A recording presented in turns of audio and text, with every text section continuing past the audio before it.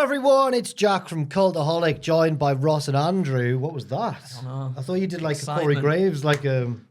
Hi. We're all very excited. We're all very excited because it's time this weekend, of course, for WrestleMania XL 40. And that means that obviously we've got the best pitches we've ever done. Yeah, I've done all right. Of course. I back myself. What are you throwing over there? It's all right. The atmosphere in this room has been anarchy while we were setting up. How we do? Yep, fine. Yep. Looking forward to WrestleMania. Yeah. It's a stacked 2-night event. So You've got a mullet. Yeah. I'm growing the mullet. Oh, Dominic Yeet. Mysterio. I've got mullet. in honor You'll think of- me surname Schumacher in a few months' time. I thought it was in honor of Jay. No, it's because I've got curly hair. Oh, makes sense. Makes sense. And Andrew? I'm excited. My Yeah. jeans, my socks, and my shoes may be damp from the rain, but that's not going to put a dampener on my excitement. for I just think he was writing those pictures and got a little bit too I excited. thought he was going to say something else as well. No, nothing dirty. I'm just very excited. We're all very excited because it's WrestleMania, of course, and what better way to celebrate than with 9 lovely pitches? If you've never watched this before, we go around in a circle, Ross, then Andrew, then myself.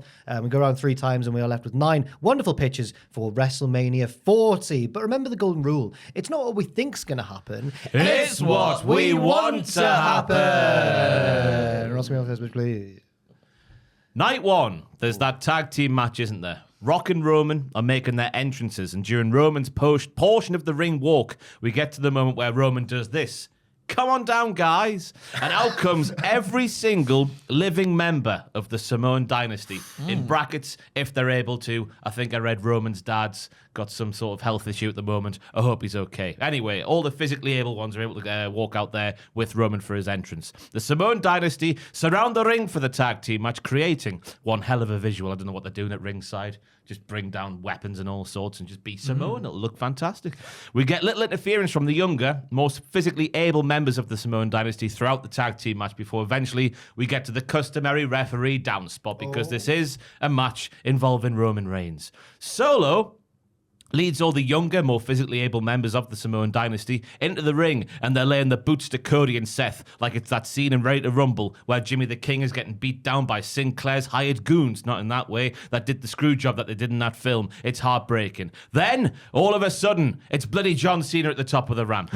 Because it's pro wrestling, he doesn't rush to the ring to save his friends. He looks at the camera, he does all that sort of stuff, and he says, it's time to save the WWE from these numbskulls, right in the lens like he does sometimes. Hey, Stu, let's save the world. He poses and waits at the top of the ramp some more, and he's waiting there because it's bloody stone cold.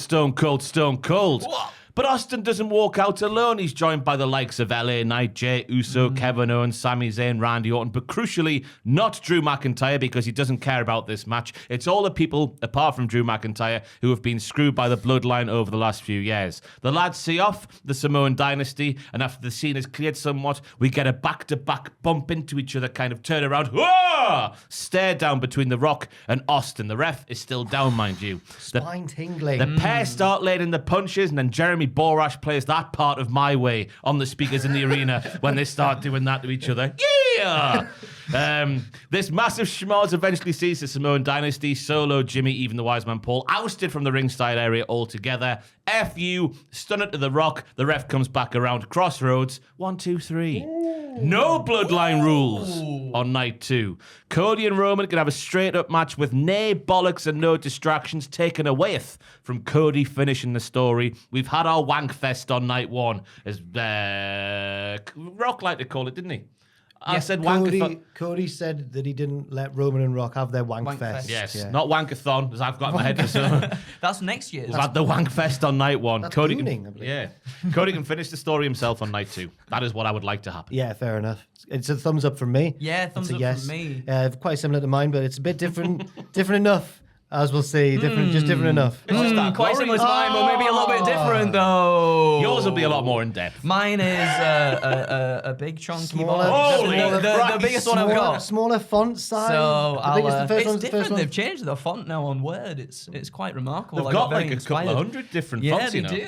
It's very good. I like it. I like it a lot. I'm in two minds at the moment because I'm like, I would like to see the Cody Roman match on night 2 be a little bit different from what we had last year, from being just, I guess, like a straight wrestling match. Aye. But at the same time, it would be nice that they did just close this, like finish the story, close the chapter, them two just together, no bollocks as well. So I'm in two minds a little bit, but I like the way you've gone with it. Yeah, I like the way you've gone with it, and I'm in one mind, and that mind agrees with yours. Thank you very much. Okay. 2 yeses for Ross. WrestleMania. Bloody WrestleMania. Yes. Andrew, are you also? Should we all start with our main Yeah, we event might ones? as well. All right, okay. I've called this one overbooking galore. Okay. Because it is overbooked out the wazoo. So night 1, I've said the Bloodline beat Cody and Seth to enforce those Bloodline rules into Roman and Cody's title match on night 2. Jay tries to come to the aid of his pals to prevent any further beatdown after the match, but he also gets absolutely demolished for his troubles as night 1 closes with all 3 men's beaten, blooded bodies piled on top of one another.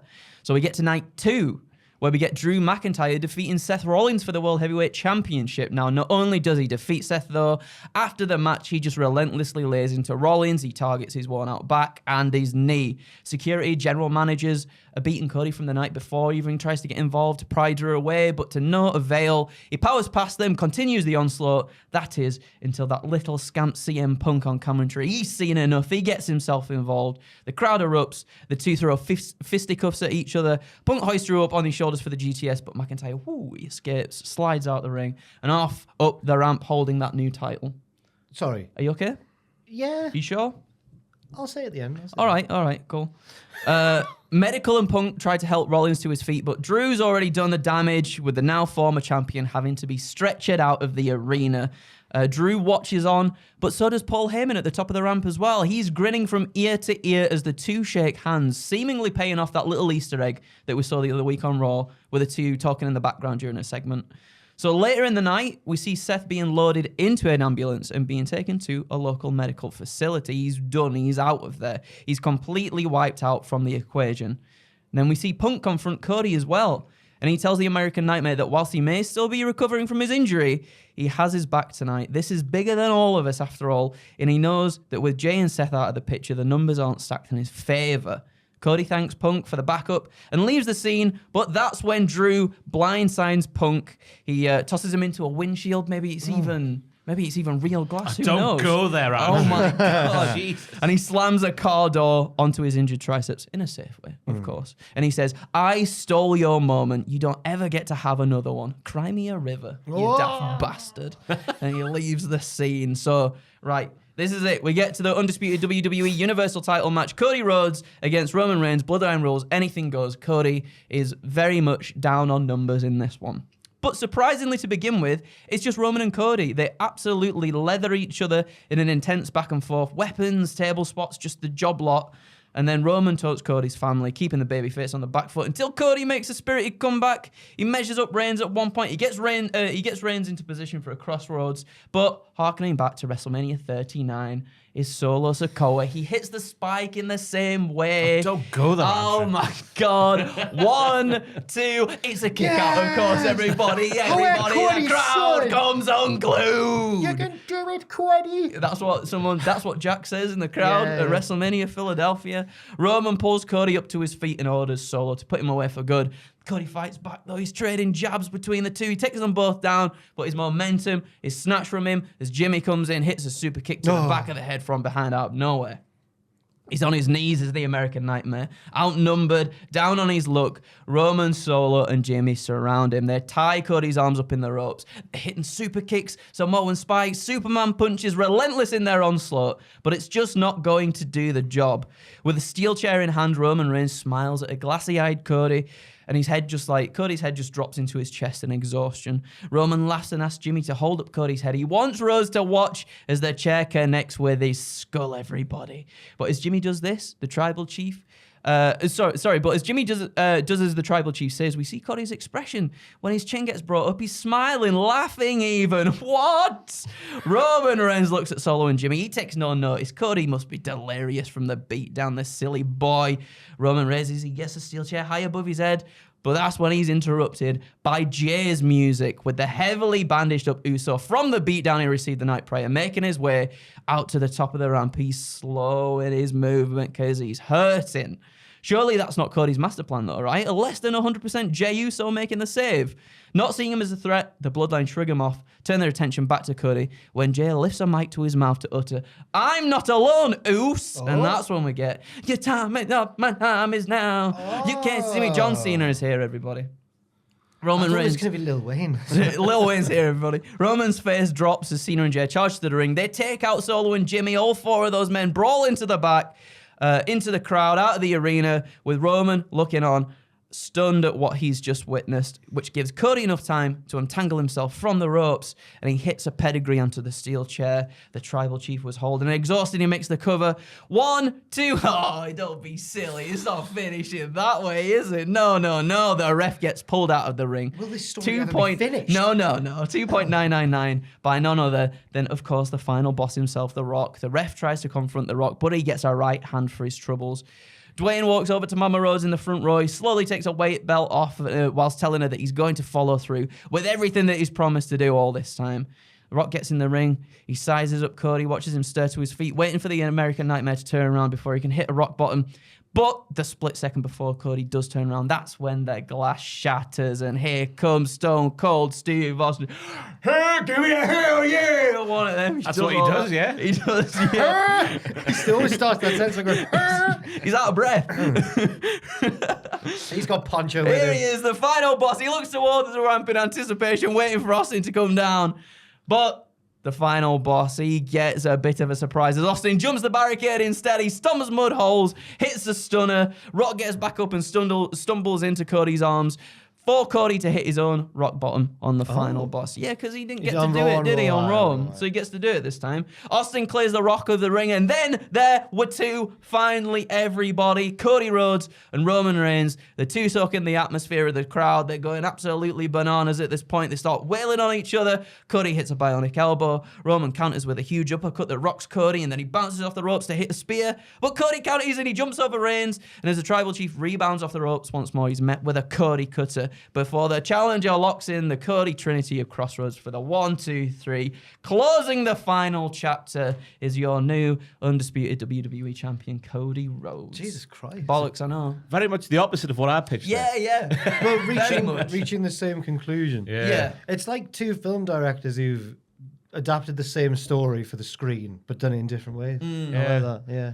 I've padded it out with bollocks. You've taken the country B roads. I've gone straight down Do you like motorway. a country B road? Yeah. And I respect both.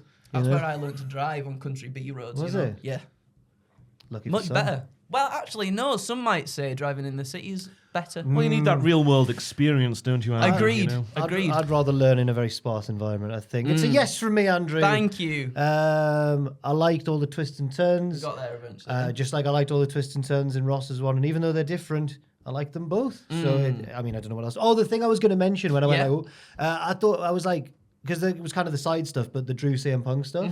Does Drew run away from a injured CM Punk, or is there other there was other baby faces there at the time? There was other baby, like Cody's in there too. So he just he slides out of the ring. Okay. He basically doesn't want to give CM Punk like a moment, you know, at WrestleMania. It's a big yes from me. Oh, yes. In the name of Gareth Gates and Will Young, the long and winding road, it's a yes from me. Thank you. Did they say that? They did a cover Duet, of it. didn't Oh, okay. I mean, I know they wrote it. Did a It duet. was their song. It was their song. Right. I remember the video. They're tiny in a shadow, like there's a shadow. Grayscale, innit? Yeah. Yeah. It's nice that they were friends after being locked in such a vicious battle. It was, yeah. With Team Gareth all the was way. that? Oh, I Team know. Will. No, I was Team Gareth. no. You were Team Gareth. Yeah. Jill doesn't care. Jill doesn't care. Right, mine also is the main event. Yep. Main events. And I've done a bit of exposition here, which I don't know if we really need now because we've already kind of discussed it through yours. But I've put main event of night one. I think we're all maybe suspecting that the heels will win, setting up a big interference fest and an eventual Cody win on night two. Or did the closing segment on this week's Raw change feelings towards that? That I've put in brackets, survey the room. Yes, it did. That's why I went the other way. It's done it for me as well, but I'm like, I kind of want. We saw Bloodline Rules on Raw. We did, didn't we? Oh, maybe that. That's why I changed my mind. Joel, you got a mic today? Oh, he's got a mic again. Hello. Do you think that who do you think's winning the main event of night one? That's nice, tough, isn't Yeah, it? it's a tough one now. Would that? Would that suggest to you then that Seth gets the pin on night 1 in the tag match, but then loses Possibly. the World Heavyweight Championship on night 2? But I'm thinking, whenever I've been thinking about this and I've been getting tangled myself in knots going, well, what about, then the thing that overrides it all, I'm like, The Rock's not going to lose at WrestleMania. Exactly. It's So I different don't now, know. isn't it? It's not quite as He could not take the pin. clear but then cut He as- wouldn't pin Roman. I could be proven wrong. Anyway, What do you think, Joel, though? I think Rock and Roman's winning. I think so. If I had to put my money where my mouth was, I can't see Rock losing. Yeah. It's a red herring, isn't it? The stuff on Raw. There. Well, on SmackDown, Or maybe might make SmackDown it, something like SmackDown might that. make it a bit more clear. I'd rather avoid the babyfaces losing on night 1 because I don't feel like The Rock winning actually helps anyone if he's not going to stick around so they can get revenge. Realistically, he's done enough to Cody that he deserves to get a win over The Rock. And you could argue the same for Seth and probably Roman down the line as well if they do wrestle. So, I mean, the way it looks like it might pan out is that, like, Cody will win and finish his story, but, like, will he really get proper revenge on The Rock for all the terrible things he's done? I don't know. I don't know. Surely SummerSlam. He's got to do so. Oh! The Rock will come back for SummerSlam. That's a good shout. But with Rock likely going away after Mania, I think the faces should win night 1, especially to avoid Seth probably losing twice in one Mania weekend and looking like a little babby boy. So the main event of night 1 comes around and you'll never guess what. It all gets quite chaotic. There's ref bumps, the heels are cheating, there's interference from the other members of the bloodline. It's all crazy in capital letters I've put. With Cody and Rock the legal men, Seth and Roman end up fighting over to the stage, the big WrestleMania stage. There's all kinds of weapons being used, and like he's done various times in the past, Seth is getting the better of the tribal chief. He does always seem to have Roman's number. He hits a stomp on the stage and Roman's done. It should be 2-on-1 in the match if Seth just goes back to the ring, but like Jeff Hardy in that tag team cage match, he just can't help himself. Instead, he sees a nearby table and gets an idea. Delightfully devilish, Seymour, I've put. He sets up Roman on the table and climbs the scaffold of the WrestleMania stage. Let's assume that it's low enough that this isn't like literally impossible to do without really hurting yourself. He manages to get onto the middle of there's the X of XL, and he's like in the middle of The standing crevice. on there, yeah. And he looks down at Roman below. He jumps off. Roman rolls away, leaving Seth to crash and burn. Back in the ring, the ref is bumped again, and The Rock goes into full Royal Rumble 99 mode. 99? The one against Mankind? 98. 99. 99, yeah, he hits him. He handcuffs Cody and starts hitting him with a chair. Maybe a gimmicked one, or maybe just not directly in the head a million times, but the visual parallel is still sort of there with Mankind. Who's going to save the day? Don't worry though, mine changes a bit. Out comes Steve on his buggy driving around the bodies of Seth and Roman still down on the stage. He gets in the ring and Rock meets him with a right hand. Blocked. Kick to the gut. Stunner. Rock does his thing. Did I swear there? No? Okay, it sounded like I nearly... Rock does his... That's all right, okay. Austin wakes up the referee and gets out the ring. Cody does a big roar and breaks the handcuffs, which I think is very... That's a Cody thing why to is do. that? Why That's is that a Cody gonna be- thing that to is do. so- that's exactly what I thought. Genuinely is a Thank Cody you. thing Why to is do. that That's so AEW Cody. That. It is, isn't it? It's can you can imagine going... "Ah, And he'll do that thing when he'll do that thing when he does that with his hands. It's because of all the adrenaline in his soul. He grabs the Rock, crossroads 1, 2, 3. He and a very injured Seth Rollins have some beers with Austin to celebrate, but not too many beers because they've got big matches tomorrow. Seth will absolutely lose after his stupid move, thereby proving Drew McIntyre's point. Now, of course, this means the main event of night 2 will just be a normal singles match between Roman and the Roller Coaster. And I think that's fine because now we've had all the interference and the Austin running and everything on night 1. I think people, similar to what you said, I think people will just be happy to see Cody finally beat Roman. But there is one bit of interference in the match, though. Oh, no. 2 men run out in balaclavas and beat down Cody Rhodes while Roman distracts the referee. And even though they're in balaclavas, it's blatantly Jimmy and Solo shaped men. Maybe there's even a suit-wearing balaclavaed manager with them. But who's this? But who's behind this? Obviously, it's The Rock disregarding the rules of his own stipulation because he's the boss and he can do what he wants. He heads out onto the stage with a microphone and says, Cody Rhodes, I don't care what our agreement was. I've lost it. I don't care what our agreement was. There is no way you are walking out of WrestleMania with that title. If you smell... Now, The Rock's about to be interrupted, but we've already used Austin on night 1. So instead of the glass shattering, we get Triple H's theme tune. Oh, it's a red herring. 1, 2, this one. Not that one, the game, although I would love it if my time played. Here he comes, and I'm not asking for a pedigree. I just need him to walk out and hit The Rock with a sledgehammer. I think that's probably, you can probably do that. Cody goes on to win, and everyone is happy forever. There we go. Yes. I enjoyed that. That handcuff thing needs to happen. If someone's watching, for God's sake, Imagine do if it. it actually does now. They need to try to get downstage to stay on the stage after the entrance and time some sort of like musical note.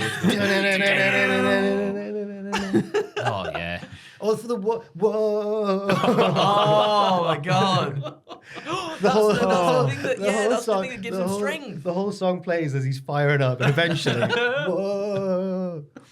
Yeah. They could play like the inner monologue in Cody's head to try and. The camera zooms in on it. It's like muffled. It's kind of like when Balor was fired up by the. That was exactly what, like literally what I was thinking of then when. Everyone loved that moment. Yeah, didn't they? When he was Loved flopping like it. a fish. So yes, that's that. Yeah, That was good. The Triple H involved. I think that's the one thing missing from mine and Ross's actually. I think that would be quite Cheers, nice lads. to have Mr. Paul get involved in some way. I don't. Obviously, if he can't do anything Yeah, physical. Sledgehammer though. I wonder sometimes if like when people have had heart issues and that, like can just adrenaline and excitement like be risky? Because that's think got to so. get your blood pumping. Hitting the rock with a sledgy H. Oh, it didn't work. I can't remember. I can't remember if I'm remembering this correctly or not, but because Slash has a pacemaker. Does he? The guitar, And he- the guitar and is he- Slash, and and he he's- says I think he gets like a little zap if he gets a little excited. But That's amazing, that. how is he not getting excited all the time? He's shredding. Well, exactly. I guess he's done it so long at this point. Oh, yeah.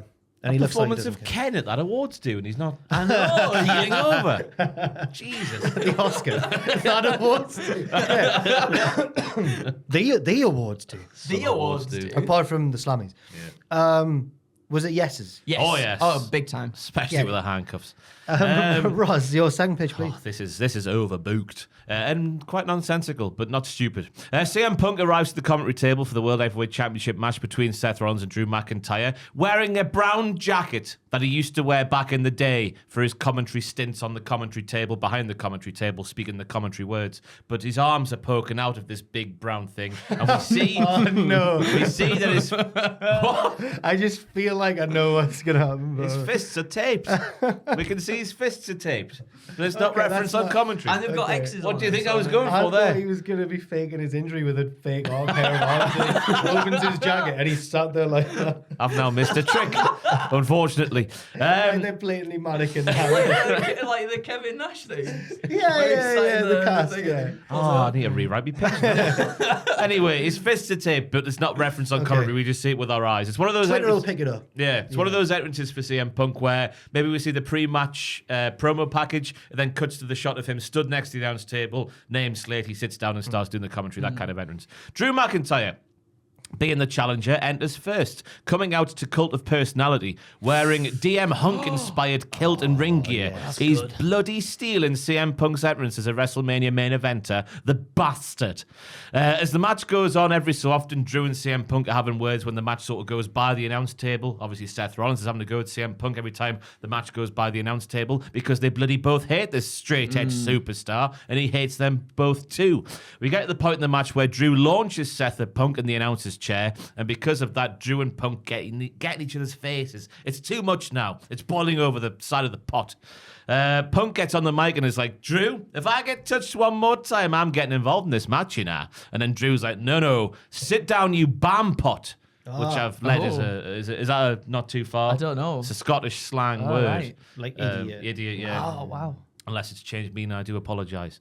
Punk then says somebody, get Adam Pearce out here. I'm sick of this. Get Adam Pearce out here. Adam Pearce comes down to the ringside area. Punk puts his real arm around Adam Pearce's shoulder. He's like, hey, Adam, if this guy who clearly has an unhealthy obsession with me sees to my person being touched again, may I please be inserted into this match to make it a triple threat? There's enough water under this particular bridge for that change to make some kind of sense. Pierce is like, nah, get away, you creep. That's not how wrestling works. But then the crowd start going, oh, and then Drew's obviously like, do it. He's a little bum anyway. And then Pierce makes it official. If CM Punk gets touched one more time, he's going to get inserted into the match to make it a triple threat. And in that very moment, Seth Rollins, being the architect, seeing a weak CM Punk with his arm obviously still in the thingy, throws Drew McIntyre into Punk, and the crowd goes, ah! Punk stands up, tears off his suit like a stripper, and we have ourselves a three-way. Eventually, we get to the finish where Seth Rollins stomps CM Punk into the mat. Drew McIntyre throws Seth out the ring, and Drew pins Punk to win the title. Seth is mad at Drew for taking the title and at Punk for taking the fall after initially thinking, ooh, I want to get my hands on that prick and maybe he's a weakness. But, you know, that's Seth's. His plan didn't come to fruition, did it? Punk is mad at Rollins and Drew because he's CM Punk. Drew is the champion in the most poo house way possible.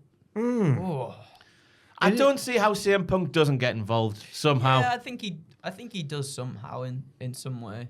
And that's the most convoluted way I could think of to get him in there. Yeah. Why were his fists out? Just in case.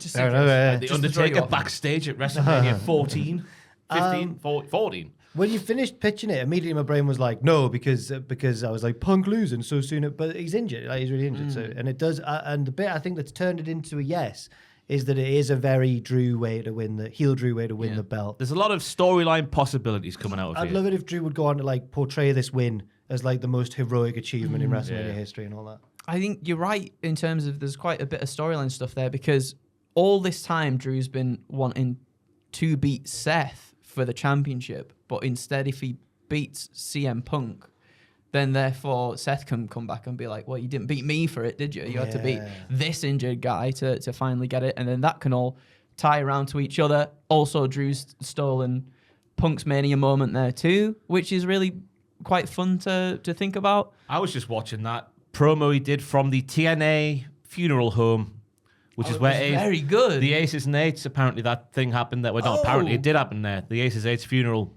thing in TNA happened in the same place that Drew McIntyre cut that promo on CM Punk. that's And I was cool. thinking, why is he starting with CM Punk when he's in the World Heavyweight title match? Surely Punk's got to get involved somehow. That was the genesis for that idea. Yeah, I'll be interested to see how Punk gets involved.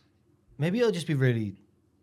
It feels like a bit of a TV match thing though. If he just did one little bit and then, What if it's Damien tries to cash in and Punk stops them? yeah, could be Maybe. that. Oh, yeah. Why would he Could be do that. Because I'll use that as my Because pick. this is them go- two. Yeah, this is right, them right. two. You know, it's between them two. And Damien's not that guy, is he? No, not yet. Not now. Not now. Yeah. It's a yes from me. I didn't expect that. Yeah, no, I'll go for it as well. Yes, from me. It's not as big as the first yes, but it's still yes. I'll It's take still it. there. It's exciting WrestleMania bollocks for a big WrestleMania. Thank There you. you go. We like that. My second one, we are going over to the Go Home edition of SmackDown this Friday, which coincidentally is where all the Judgment Day boys are going to be as well. However, things don't go quite to plan for them, so Ray and Dragon Lee make Dom and Santos look like utter chumps, whilst JD is launched cranium first into the stratosphere during the Andre Battle Royale by Omos, who goes on to win the whole thing, of course. Why wouldn't he? Finn and Damien, meanwhile, are there to keep a close eye on the A-Town Down Under versus New Catch Republic match ahead of the ladder match this weekend at WrestleMania. Backstage, Damien is livid, though. After they had all this momentum on Monday night, it's gone in an instant. And now, not only do they have to worry about people not treating them as a threat, but they've got to outlast 5 other teams at their biggest WrestleMania in history to prove that the Judgment Day are truly the ones that run this division. Now, this backstage section is conveniently interrupted by an obnoxious A-Town Down Under, who are loudly beaming halfway down the same corridor Finn and Damien occupy after cheating their way to victory earlier in the night. They proclaim that they have nothing to worry about at WrestleMania as they're the ones heading in with all the momentum. Plus, Damien and Finn will be too busy peeling Dom and JD off the canvas after this evening's shenanigans. Little do they realize, though, the looming presence of the undisputed tag team champions behind them, listening to every word. So after brutally launching into an attack on Theory and Waller with steel chairs, Damien choke slams the two onto the concrete before laying them on a table, only for Balor to leap off a set of production crates and hit a packed and stacked coup de grace. A packed and stacked. Packed and stacked, they're on top of each other. Yeah. Coup de grace straight through the table. Oh my goodness. As Nick Aldis and medical staff swarm to the aid of Austin and Grayson, Finn slyly remarks, "Did you just have 5 other teams, Damien? Let's make it 4, shall we?" That was the most Harry Potter dialogue ever. Don't think I heard you right, Professor. Damien? Did you say 5, Damien? Sorry, Professor. Potter? I think you said The four of us. And the two leave the scene, that's it, right? So we move ahead to WrestleMania Night 1, and it's ladder match time. Throughout the night, commentary have been hammering home the fact that Theory and Waller aren't medically cleared to compete tonight, following the vicious attack, leading us to assume this is now a 5-way tag team match instead. The New Day, DIY, and the New Catch Republic make their way to the ring. Awesome Truth's music hits, but there's no rap, everybody. My goodness. Instead, after a brief hesitation, we see Balor and Priest dragging both the Miz and R-Truth out. Behind them, they've been battered, they've been beaten. They toss them down the ramp. We're trying to get the upper hand here. With the crowd in Philly booing them out of the building for denying us some awesome Truth entrance goodness, Balor and Priest enter the ring, stand across from the other teams waiting for the bell to sound. But before it does, we hear the dulcet tones of one SmackDown general manager, Nick Aldis, who says, "Philadelphia! Before this match gets underway, Adam Pearce and I have an announcement to make. Whilst you may have been wrongfully denied an awesome Truth entrance in all its glory, sadly, there's nothing we can do to rectify that. However, we advertised a 6-pack tag team ladder match for those undisputed tag team titles, and we'll be damned if we don't deliver on that promise. And since A-Town Down Under aren't cleared to compete tonight, we have one more team to announce." And our black and white vignette plays on the Tron of a car moving along a highway. It's not Edge, everybody, all right? I was like, hang on. Of a car moving along a highway. As one figure drives the vehicle, another holds up a map, tracing their finger along a road. Hold the map down, I want to see what it is. Until it reaches A map? what we can assume is a 2024? well, these people are hard as nails. I would see these people picturing a using shot. a map. Is the reveal going to be at the drop of the map? No, the reveal right. is so it's from their shoulder. So it's like from the back seat, right? We see a finger, it like traces across a map until we get to Philadelphia, and then it taps Philadelphia. That's This is where we giving me need to go. Darby and Sting Everybody. Yeah, promo it feels vibes. very Derby. And now as the camera pulls out, we see that the car passes under a road sign that reads, "You are now leaving Detroit." With confused expressions, wiping over the faces of participants. You've done this with one audience and one audience only, haven't you? Once the music hits, the Motor City Machine Guns are the 6th team to be inserted into the ladder match. Are you okay? Do they win? I'm going to say... Oh my God! I'm going to say Miz and R-Truth win the Raw ones. Fair. Motor City Machine Guns win the SmackDown ones. They're going to AEW, aren't they? Yeah. But it's a yes from me. You never know. You never know. It's my favourite pitch you've ever done. It's a big yes from me. I'll be intrigued to see the reaction they got.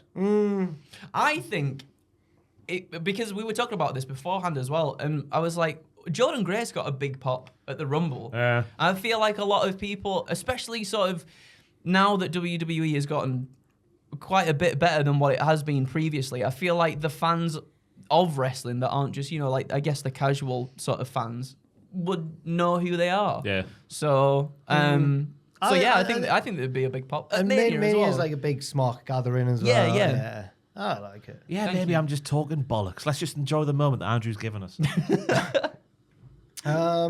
Right, I'm going to talk about the women, the WWE. the women. I'm going to talk about the women. The WWE Women's Championship. That's the SmackDown one, isn't it? Yes. On night 2, Bayley pulls off a heroic effort to beat Io Sky and win the WWE Women's Championship. It's a wonderful WrestleMania moment. She's emotional. Maybe she does a secret hand signal to Mercedes that gets spotted by eagle-eyed fans on social media. All that good stuff. But the moment is ruined when her music stops and we get a flickering spotlight at the top of the ramp and a balaclava-clad person walks out. That's balaclava's in both my pictures by this point. Actually, no, it's not a balaclava, it's a spooky mask. It's like and they're wearing a cloak like the traitors, so you can't see any of their body, and then there's this mask. The mysterious person walks into the flickering spotlight, and we get an eerie, distorted voice over the speakers with like the FBI distortion on the voice saying, Nunzio. It's not Nunzio. No. Well, it could be. I mean, Who knows? Could be the Grinch. Sounds like the Grinch when he goes to Whoville. Bayley, the voice says, "Did you forget about me? I was your worst nightmare. Who could it be?" Oh, Jesus. Who could it be? Who could it be? Sorry. Over the next few weeks, we get some more spooky messages by this person. Bayley's getting more and more unnerved. Finally, we get Backlash Francais, which I think is the next pay-per-view, PLE. Bayley's just defended the title against, I was going to say Charlotte Flair. Apparently she's out for like months and months and months. It could be a rematch against Io. She's won anyway. Bayley's won. It's a big win, but again, her celebration is interrupted by this mysterious person who walks halfway down the ramp and then stops. And in the ring, Bayley's like, huh? And then sploosh! Bayley is drenched in liquid falling from the ceiling of the arena. Vampiro. Like in WCW with the red, it's that red. But instead of red, this is pink. Oh. Then another wave comes down and it's bright blue. And then finally another wave of it, which is black. And this strange person unmasks and it's Alexa Bliss. I thought you were doing the metaphors entrance there with the colours. It's the Star Dynamite. No, it's Alexa Bliss. Yeah. Is she coming back? Don't know. Oh, that's what we want to happen, Yeah. I think she said. I think someone asked her online if she's coming back, and she was like, yes. She was Bayley's the kendo stick and all that. Yes, 2017. Yeah. God, What a great year for wrestling. Yeah. It's a yes from me. Thank you. I like to see Alexa Bliss back. Not doing the spooky bollocks either. No. Not too much spooky. The pink. I can see why the spooky's using the return, but from there on out. No, it's what she called the. What was her name? Nickname? No, the non-spooky Bliss. Like was it just 5 Feet of Fury? Was it? Yeah. Was she not like the She's 5 subways in length. sparkling bitch? Like when she's really when she's really evil. The goddess. There we go. There we go. That's the one. Sparkling bitch. Sparkling bliss. Glitter Sounds bastard. like a drink. So sorry. I'm sure that she's a lovely person. I've interviewed her on a conference call. She was lovely. I don't really think she's a sparkling bitch. I like it because I kind of like the idea of maybe she's just playing mind games to begin with. Oh, yeah. With the spin, you think, oh, spooky, but then no spooky. No, sparkling. Which I wouldn't mind at all. Sparkling The bliss. Sparkle Splash. That was a finisher, wasn't it? There you go. That's where you got it That's what it was from. called. Was it? Twisted Bliss? It was Twisted Bliss. before when she was on NXT. I'm sure it was the Sparkle Oh. Splash. I think it might have been. a Yeah. long time ago. Right, cool. Ross, your third pitch, please. Well, I started writing one and I gave up. I was like, Paramore play Bayley to the ring. Poppy plays Io Sky to the ring. Ooh. Otis is Io Sky's special ring announcer for the evening because this week it was revealed he thought Io's name was Leo. Yeah, that's really. I felt bad for him. I know, yeah. Because he's going like, one person who's doing really well is that Leo. Big E's like, nah. But I gave up on that pitch. He handles it well. Oh, what a guy. Only Otis could get away with that anyway. Tonight one's kickoff show we go. We're going to put wrestling on the kickoff show. The Latino World Order versus Santos and Dirty Dom. That's going on the kickoff show for me on night one. The end of the match on night one happens when Dragon Lee turns on Rey Mysterio and he takes his mask off. Because it never works. We never have another Rey Mysterio that gets to the level of Rey Mysterio. It never works. He spits on a fallen Rey Mysterio. This is what you've done to my career by existing, you dick. And he walks out of the match allowing the heels to win. Later that night in the tag team ladder match, it looks like Damien and Finn are going to retrieve their titles and retain when all of a sudden, coming down from the roof like Sting, is a person wearing a black balaclava. Never heard that before in this video. The Master Assailant pushes Finn and Priest off the ladders, which in a hilarious turn of events allows Austin Truth to get the red belts and A-Town Down Under to get the blue ones, giving each brand its own exclusive set of champions. The Master Assailant is joined by several more Master Assailants as they're continuously beating down Priest and Finn. At the end of the beatdown, the people with the balaclavas on take their balaclavas off one by one. The first one, it's the newly handsome Dragon Lee without his mask on. The next one is Andrade, and the leader of the faction is Dirty Dom Mysterio, who is... Communication is key, Dom. Communication is key. We've heard that so many times over the past couple of weeks, and I think he's going to whizzle-wazzle the JD and branch off on his own with his own faction, where he's the leader and Mammy is not. And now you get your summer storylines with Dom and his boys going against the JD, but crucially not against the LWO. This is going to happen on Raw, because we've seen way too much of the LWO versus Legado and all that sort of stuff. Yeah, it's endless, isn't it? Yeah. I'll be honest with you, the third one I was struggling, but luckily on the drive into work today I saw a gaggle of luchadors on the quayside in Newcastle and thought, wow, he looks a little bit like Dom and he doesn't look like he trusts the other lads. He's going to split away from them. I was like, yes, that's what we'll do. That's fair. Yeah.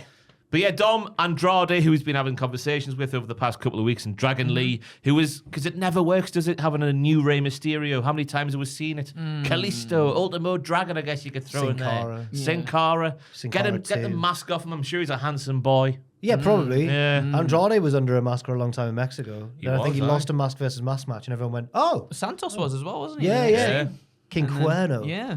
Yeah. I did have down the Shaggin' Cousins and Santos in this faction, but that's a bit too much? Over egging the pudding. I like Angel Garza as smarmy Angel Garza rather than evil Yeah. Angel Garza. When he went and tried to touch Rhea Ripley the other day, she's like, What? get your hands away from me. Oh God. In that segment, Yeah, backstage, yeah, where yeah, he's yeah, like, yeah, "Cooey." yeah. I thought you were talking about like some news story that I hadn't know. I was like, Jesus. It's a yes from me. It's a yes from me as well. I think that would be really, really good. I was about to do the Simon Cut. Ross, you've got 3 yeses. You got 3 yes. Sorry. I don't like it. I love it. Yeah. I love it. That wasn't the best performance of the night. That was the best performance of the season. What a show. Yeah, you know when someone comes out and goes like, "Yeah, I'm going to do a cover of like whatever, dancing on my own, but I'm going to put a little bit of a twist on it." They're all like, and it's just a rap. Yeah. You just do a rap in the middle. Oh, I'm going to sneeze. Oh, no. Elephant. This happened on the podcast, and he didn't get it out for the rest of the podcast. Elephant. Well, you didn't get the Yeah, it sneeze was out? I just felt lingering terrible there. for him. He was Oh, struggling. that's the worst Yeah, feeling. couldn't finish my wank fest. I was gooning a sneeze, Andrew. That's what we You're learned. good. Dan did the best. Dan knows It wasn't the best. Dan, it was an anonymous person. Oh, who- sorry. Daniel sorry, Heppel at 47 Chesterfield Way, Gosforth. I don't know what. I hope that's not a real address. Please, Ross. Okay. Scores of gooners just turning up. I'll do my final one then, eh? Yeah, sorry, let's get things back. No, that's all right. I like it. Do you reckon it's time for the Judgment Day to be not a thing anymore? It feels like we've been teasing the potential breakup in several different ways for a long time now, so I think it's time to spaff or get off the toilet. I agree. What do you think? I'll leave that for my third pitch. Okay. So this is my third pitch. We're going to the 6-woman tag team match, Damage Control versus Bianca Belair, Naomi, and Jade Cargill. But I want to see some tension between Bianca and Jade in this match that builds to something huge down the line. So throughout the match, Bianca and Jade try to outdo one another, with poor Naomi caught in the middle of it all. So perhaps Bianca makes some snide comments before the match about Jade needing to keep up because Bianca has a WrestleMania undefeated streak to uphold, to which Cargill retorts that she knows a thing or two about winning streaks. During the match, the two try to outdo one another, constantly tagging themselves in to show off their strength. But ultimately, it all concludes when Bianca gets Kairi Sane in position for a KOD close to the babyface corner to finish it all off. Uh-oh. She sort of taunts Jade a little bit, though, telling her this is how you get it done at WrestleMania. But unbeknownst to Bianca, as her back is turned, because she's away from the heel corner at this point, she's looking at Jade Cargill, Dakota Kai gears up to hit that running kick to take the EST out from behind. But Cargill clocks Kai and quickly tags herself into the match to make the save. But Bianca, obviously not seeing this and with Kairi still on her shoulders, she tries to square up to Jade, thinking this is some kind of ego thing. She's got this match in the bag after all. Why tag in now? So Jade pushes Bianca out of harm's way, which sends her and Kairi to the canvas. She manages, as Kai tries to connect with that kick, she hoists her up for a pop-up powerbomb as the New Zealander charges towards them, which makes Kai roll out of the ring in a daze. Asuka comes in, Jade grabs her, presses her high above her head and tosses her to the outside onto Kai before finally hoisting up Sane to hit Jaded. Jade goes for that patented cover where she bends back and she licks the hand. But as she does so... Man. Yeah, we need to keep that. This for is me, part of the story. No, it's not. It's part of the... Becky Lynch would hate you. She licks the hand, and as she does so, though, she's staring directly at Bianca, who sits in the corner watching it it's all. part of the And story. she goes, That's not it. Get on to this. Oh, it's just part of the That's story. not what's written on Yeah. the paper. It's necessary. It's necessary, lads. It's necessary, all right? This is a pictures video, not that Reddit thread I can't remember the name of, where What's all the Reddit? dirty perms go. 1, 2, 3. What was it called, Jack? I don't know. Oh my goodness. 1, 2, 3. I've seen one where people admire male wrestlers' willies. We got banned from that. Who's On we? one, on one of the live streams, people started putting mine and Adam's photos in there. Called Wrestle with the Package. That's Yeah, what yeah. it's called. People started putting mine and Adam's photos in there, and then What? lots of people got banned. Oh, that's funny. Yeah, it's pretty good. You probably did some good there. You've stopped the objectification of wrestling. Exactly. There you go. Yeah, It was someone photoshopped my head onto someone lifting up a cow. Was this during like a boring show? I can't even remember. It must have been a B show. I Sorry think. for interrupting. That's all right. So that's all right. So she licks her hand, and she stares at Bianca while she does it. Like, yeah, she's doing all right, you know what I stares at mean? Bianca, yeah. 1, 2, 3. The baby faces win, and Jade has a huge WrestleMania moment. She's got her first WrestleMania win. There. Oh, right. I thought you meant the licking of the hand. No, not that Yeah, bit. and She's taking she's out damage basically control. turned them out by basically. herself, yeah. By herself. Again, Bianca squares up to Jade after the match, but Naomi gets involved, and just when it looks like something could go down, Bianca raises Jade's arm in victory, but not without shooting daggers, at a teammate. And it's a WrestleMania win for Bianca for sure, but obviously that jealousy simmers within her due to Jade stealing that WrestleMania. Well, no, she didn't really steal it because she came in to make the save. You're the one who wrote it. Well, I know, I'm conflicting myself. She didn't really steal the spotlight though, I guess, because she came in to make the save. But Bianca's all jealous about it, and it leads to tension and big things down the line. It's a yes from me. Oh, it's a yes from me as well. I like the idea of heel Bianca. I think it's time to turn her heel soon We again. won't, though. We won't get that. I think we will. Do you think? Oh, way I? Do you reckon? It feels like we've been needing it for a long time. And Do you not think they will? She's acting awfully heelish. Do you She's think- acting justified as well. She's like Drew. maybe that's it. Maybe Bailey she was an doesn't go- arsehole for 2 years. Yeah, she Yeah. was. I can see heel Bianca. I really hope they do win because I also have noticed Bianca's unbeaten WrestleMania. Yeah. Right? I too am 3-0 at the a moment. connoisseur of wrestling, and I've And noticed then this. for Jade to be like, hey, you only got that WrestleMania win because of me. Oh, it could set up a potential future WrestleMania. Like, My yes.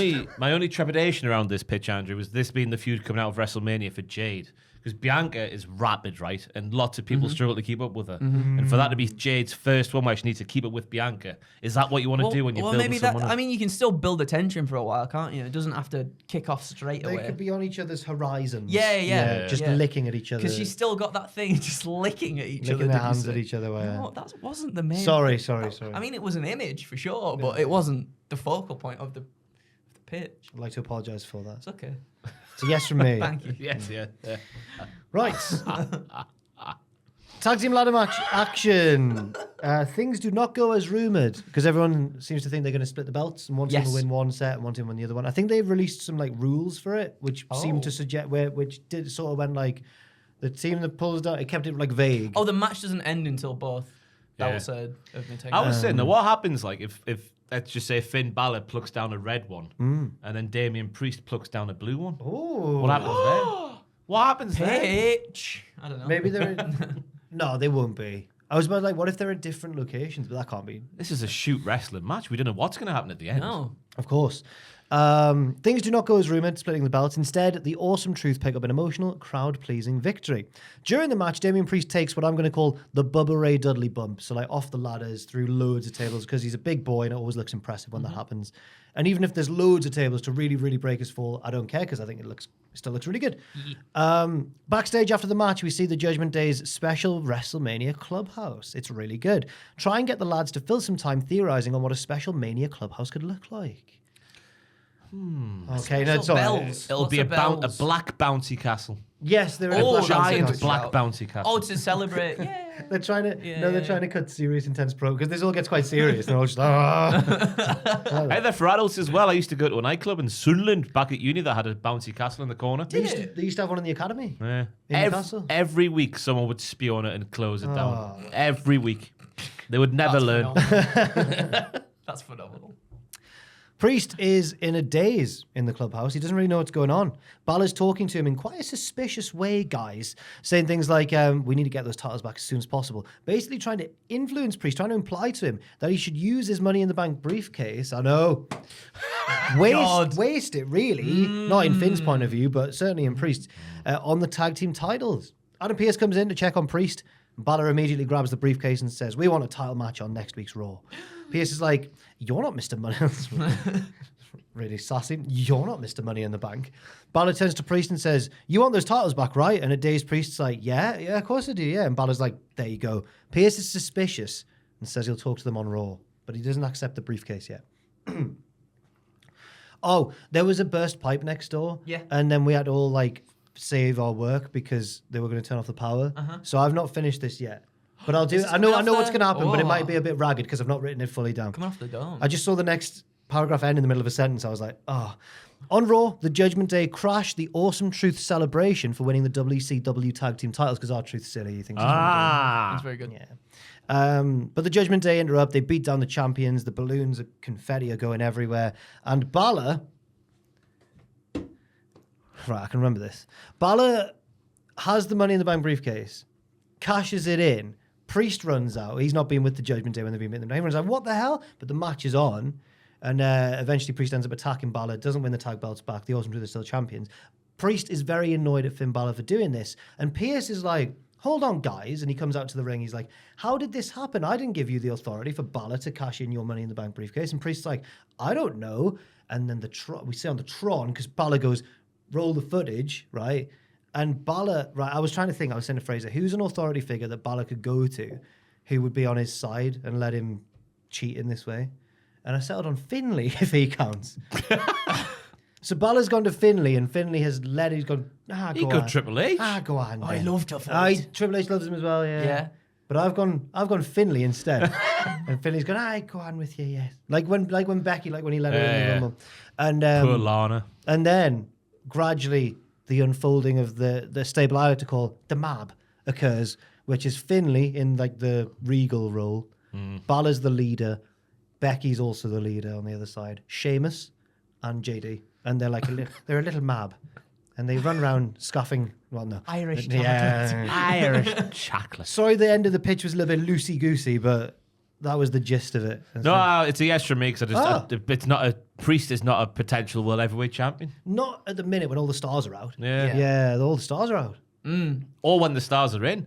Oh, when the stars are in, I can see him getting there. At what point has he felt like that since he won the briefcase? I would argue never. Maybe he felt like it more just before he won the briefcase than Yeah. since. Yeah. Well, yeah, I think that's it. It felt like we were getting to that point, didn't it? But now it kind of just feels like it's stagnant. But now you've got the Mab against the remnants of the Judgment Day if they stay together, or if they don't, then they don't. I like it. Thank you. I like the mob. The Mab. Where'd the Mab? Sponsored by Dairy Milk. And everyone's like, boo! I just like the idea of Balor as like a mob boss, and they can all turn up in like a little car. He could wear a nice trilby, couldn't he? Do you remember JD McDonough's original weird promo in NXT when he's Like a heartbeat. like an Irish playboy driving down the country Oh lanes? God, I forgot about that. Heartbeat. Then he became like a Heartbeat. pain pervert. Yes, He would hang yeah. himself upside down. Which and- was weird. Yeah. It just strained his head. At first it was like, I have a lovely flat in Dublin and I like cars. And now we've got this one, so it's all good. Maybe get Damo back or whatever. Oh yeah. Wow. Who else is Irish? Pierce. Piers in the office, yeah. Yeah. Finley's son, who's isn't Dave? he in NXT? Oh, the other one. The other one. Yeah. The other one. The other one. The other one. Maybe a little bit. Irish. Yeah. A lot of Americans are Irish, aren't they? Yeah. Bast. Conan O'Brien. Conan O'Brien. You could get like Mark Wahlberg to do like a monologue before a big entrance or something. I don't know. Right. Hey Anyway, guys, the it's Mab. me. That's the Mab. And that was WrestleMania Pitches. Thank you very much for watching this video. Let's try and remember all the things, right? Yeah. Pitches is now. It's Wednesday as you're watching this now. Yes. Thursday is predictions. Friday, the you? Cultaholic. Yeah, me and Adam predictions. Yar. Yar.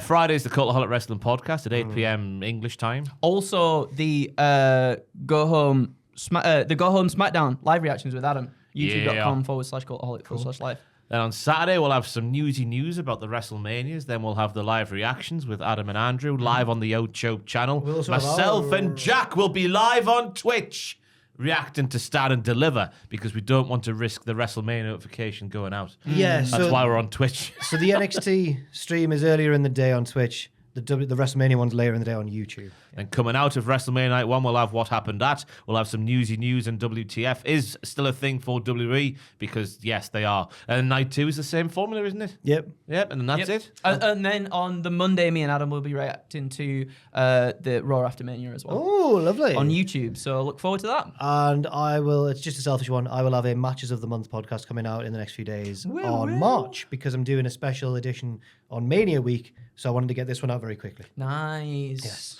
Joel?